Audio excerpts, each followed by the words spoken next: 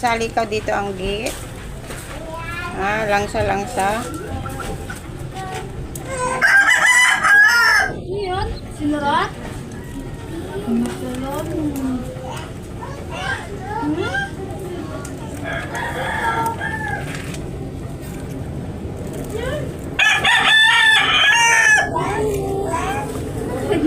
Ano ba yun? Tinuturo mo. Tinuturo niyang gate.